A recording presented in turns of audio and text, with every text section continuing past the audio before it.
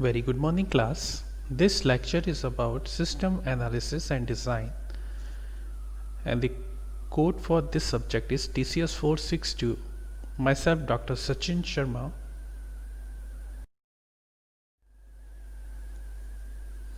We are discussing Unit 1 System Concept and Information System Environment.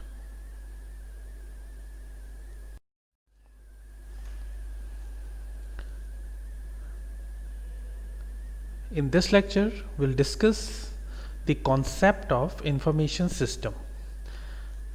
In the last lecture, we understood the responsibility, the roles, the duties of system analyst.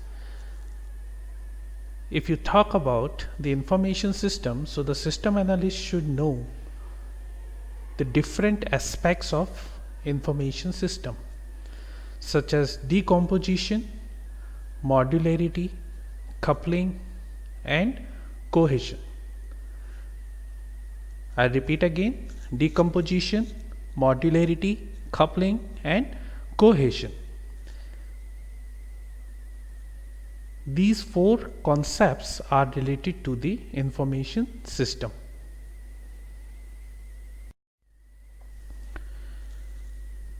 Decomposition. Decomposition is the process which is related to the breakdown of the system. When we study any system, it is the combination of small components. So in decomposition concept, these small components may be a subsystem, or it can be broken down into their component level as well. Decomposing a system, it allows to focus on one particular part of a system, making it easier to think of how to modify that one part independently of the entire system.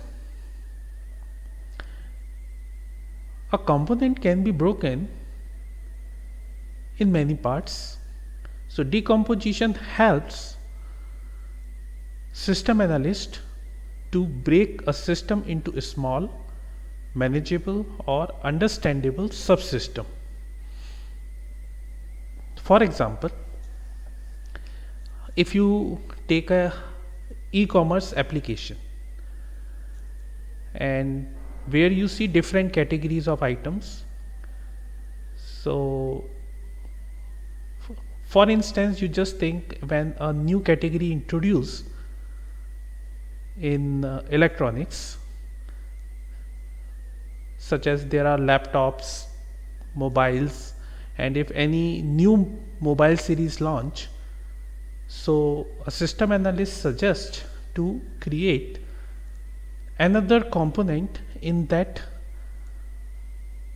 category option, which will enable users to easily finding that particular series of mobile phone, or it may be laptop, it may be tablet.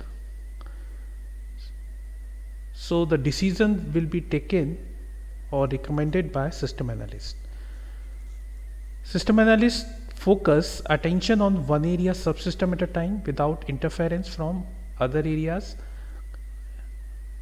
Also concentrate on the part of a system to a particular group of users without confusing users with unnecessary details. So for example, if you are using e-commerce application and you only want to see laptop, so definitely you don't want to see other item on your screen, or if you are using your mobile phone, you don't want to see other item other than laptop.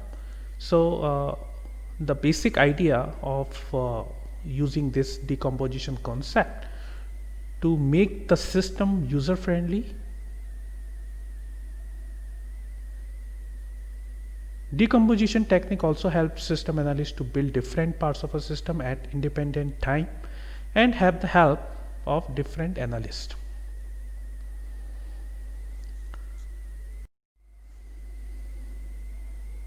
Modularity. It is the direct result of decomposition. The modularity refers to dividing a system into different chunks or modules of a relatively uniform size. The modules can represent a system simply and making it easier to understand and easier to redesign or rebuild. For example, each of the separate subsystem module for the MP3 player shows how decomposition makes it easier to understand the overall system. So if you talk about the module, the size should be identified. So for example, we'll take the same example of e-commerce application. If the category is belongs to electronics, so make sure all the electronics item will come under that particular category, that particular component, right? So modularity decision is very important in terms of uniform size as well as the function. Coupling. The coupling technique means that the subsystems are dependent on each other and the subsystem should be as independent as possible. So coupling basically represent the dependency among the components, which may be subsystem or the hierarchy of the subsystem. So if one subsystem fails and the other subsystems are highly dependent on it, the others will either fail themselves or have problem functioning. The components of a portable MP3 player are tightly coupled. So that is one of the advantage, right? So in subsystem, if any component stop functioning, so other component can help to cope up that loss. And the best example is the control system made up of a printed circuit board or its chips. Every function of MP3 player can perform is enabled by the board and the chips. A failure in one part of the circuit board would typically lead to replacing the entire board rather than attempting to isolate the problem on the board and fix it. Even though repairing a circuit board in an MP3 player is certainly possible, it is typically not cost effective and the cost of the labor expended to diagnose and fix the problem may be worth more than the value of the circuit board itself.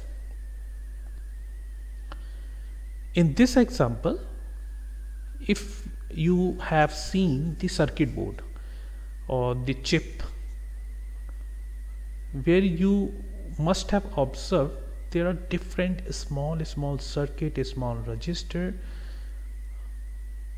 and if any fault comes or any disconnection happen in that board, it is so difficult to identify that where is that problem occurs. Instead of paying that labor cost to identify that where the problem is and takes a lot of time, it may be equal to or more than the total cost of that chip.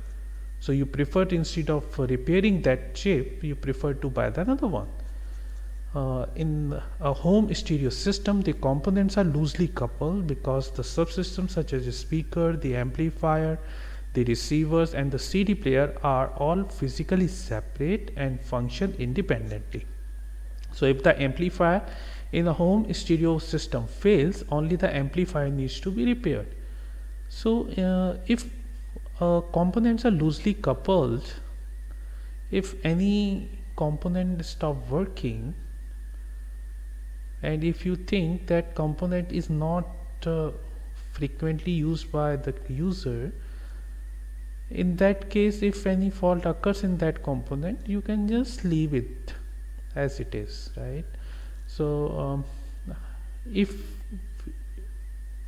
you have experience of old televisions where there are different knobs to increase the sound, to increase the brightness, right, to increase the contrast of the picture, if something happens with the brightness of that knob and some problem occurs, you can just leave it the way it is, because it is not the frequency knob that you use all the time to change the brightness. You can keep it fixed. So that is a good example of coupling.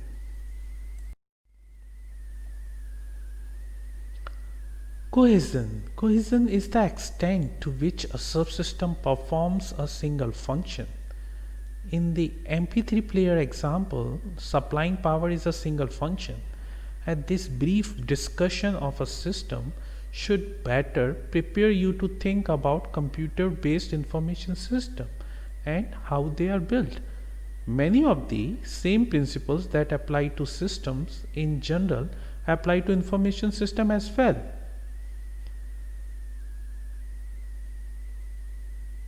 So in cohesion, basically focus on the performance of a single function by the subsystem.